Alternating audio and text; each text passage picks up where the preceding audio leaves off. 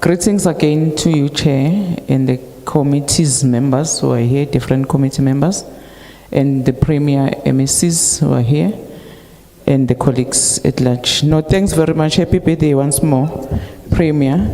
I was asking the Chair to raise the cake, but the Chair said the nasi span angazike. What is that? No, thanks very much for your opening remarks and give us a picture together with two MMCs who are responsible, especially with local government. But I want to go straight to the point. One of the quiet challenges in municipalities is corruption. And recently, I saw you went to a media briefing and you also introduced a political task team. And you also spoke about it.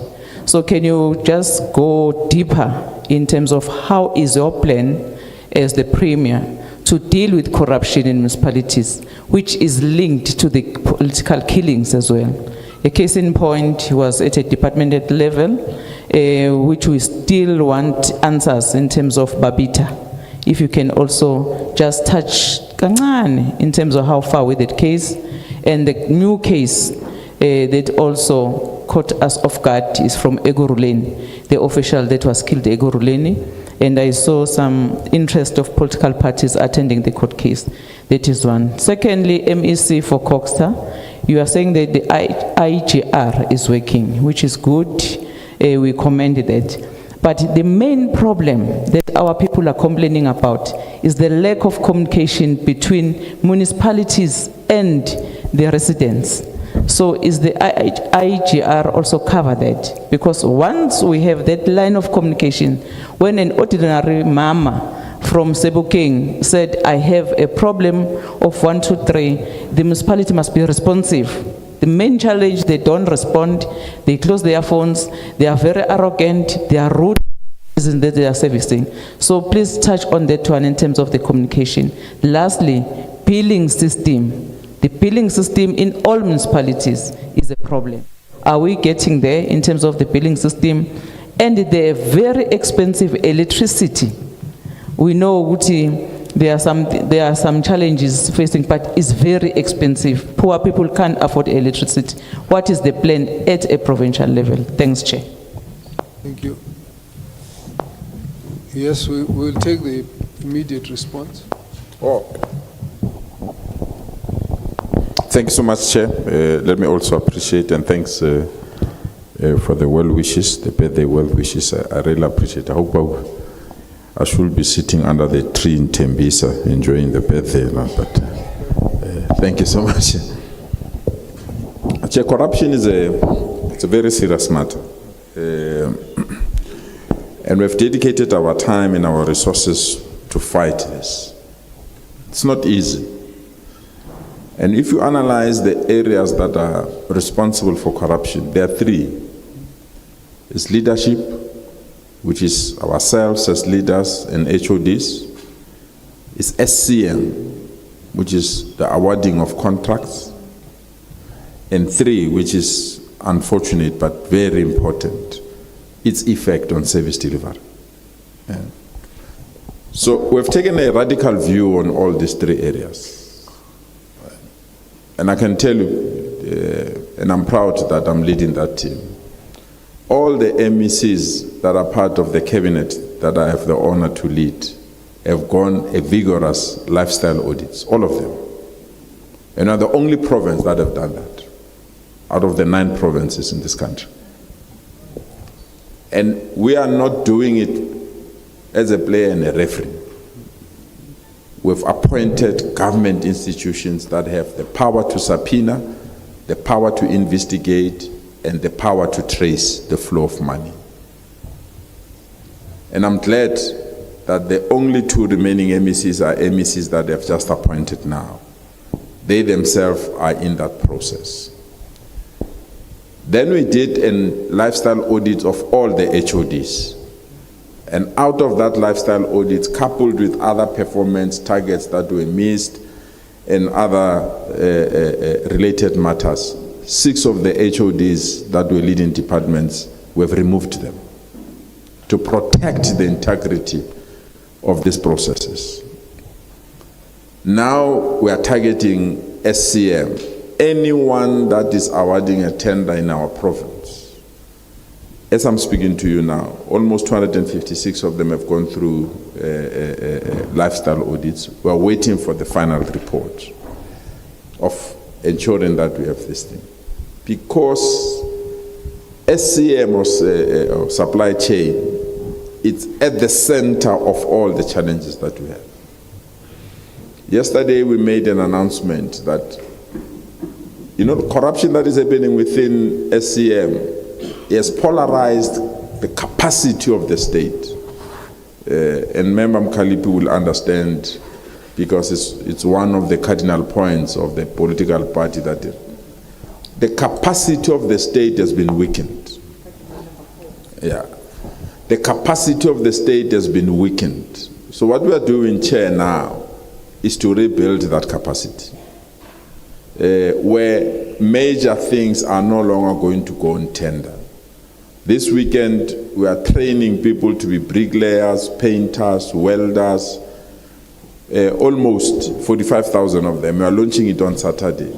These are people that are going to be deployed in communities. Instead of having tenders to paint a school, you take unemployment people that are trained in that community to go and paint a school. And that's the investment that we are putting to deal with this issue of corruption. But there are administrative areas that we have. Chair, we've requested the former AG, Auditor General, to establish and identify people of impeccable credentials in society. We've got what we call the Gauteng Anti-Corruption and Ethics Advisory Council. It advises the Executive Committee. These are people that have no interest in government matters, independent people. We roped in the SIU, Auditor General, Public Protector, Public Service Commission. Every quarter they release a report on how to fight corruption in the provincial government. We've now requested them to extend that mandate to local government. They've released the report, Chair, on how many people are doing business with government when they're employed by government, how many people are not declaring their interest, and many other things. So that's the collective part that we have. But we went beyond there, Chair. After we've created a hotline where people report, we felt that we can't have a hotline but nothing happens. We went to an informal agreement with SIU. I think we are one of the few provinces that have. Even before the president proclaimed for SIU to investigate, the SIU goes in and investigates. That is how the Tembisa Hospital matter was picked up. And I'm glad now that SIU has concluded the Tembisa investigations and are going to release a report on this matter. So we've got SIU appointed as a service provider in Gauteng, where matters that have been reported, we take them to SIU. But we've also released almost 77 forensic reports, and we're capacitating the forensic report in the department. Member Mkalipi, I know the concerns and I support the concerns. The issue of the death of Ubabita and the forensic Mpo in Ekurhuleni. The law enforcement agencies must go beyond where they are. All these three cases, those people that pulled the trigger have been arrested. Obviously, it is to say who sent them to do these things. And we remain hopeful that some of the public cases now that are in court may yield light on these matters. But we honestly, and we are going to have a debate in the legislature on how best do we honor those that have sacrificed their lives. There is a motion that is in council. I don't want to preempt that motion, so that it gives us the better mechanisms that we honor those that have dealt with this kind of issue. So the political task team... Let's round up. Yeah, the political task team, Chair, it's meant to say we can't have cases that have been dormant for so many years. Let's reopen them. Where we are now in Johannesburg, in the last 4 months, we lost 3 councillors. Short date. It can't be normal. In Tshwane, that's the same. 2 months ago, a ward councillor was brutally killed. 16 bullets pumped in his body. And we come here and say it's normal. It's not. And people that have been killing councillors, killing officials, I mean, the former municipal manager of CDB municipality has been killed, I think the last 4 years or so, if I'm not mistaken. No one has been traced or tracked. So that is why we felt that this political task team must be established to assist us to resolve these cases. Thank you so much, Chair. Thank you very much. I'll be brief, but maybe I must start by adding on the issues of corruption, because we are very passionate about fighting corruption, and we are also systematic in doing it. That's why one of the things we have, it's an open tender system that was introduced, I think 4 years ago. Our tenders that are above 2 million are adjudicated in public, and we also appoint external auditing firms to be part of our probity auditors. And in fact, that has increased the number of the quality of our audit outcomes. And you will see when we release the report on Monday, we've got more. For instance, we've drastically reduced fruitless, wasteful expenditure drastically. And we've also reduced irregular expenditure and all that because of that. But we have said that's not enough. One of the things we are doing is to introduce a digitized supply chain process. So we have started now to pilot in 5 departments, including the Office of the Premier, Treasury, Transport, and about 2 entities, with the hope that next year we will roll out that digitized supply chain process in all our departments, and that will help to minimize and possibly eliminate human interference. And we think that is significant in the fight against corruption. And once that project is successful at the provincial level, we will advise municipalities to follow that process, because I think it's a prudent way of dealing with public finances. We have to be transparent. That's one. 2, on the billing system, well, we work with municipalities, and I think we also share your concerns, because it also affects us when we're supposed to pay. Sometimes we are over billed by the municipalities. But I must say that most of them have made an effort in reducing and dealing with this issue, and we are continuing to help them. On the cost of electricity, I think, as the honorable member knows, it's something that's beyond us, and I think every time when the opportunity arises to appear before NERSA and all the other bodies that are responsible for the determination of the price, we always argue for affordability on the side of the poorest of the poor.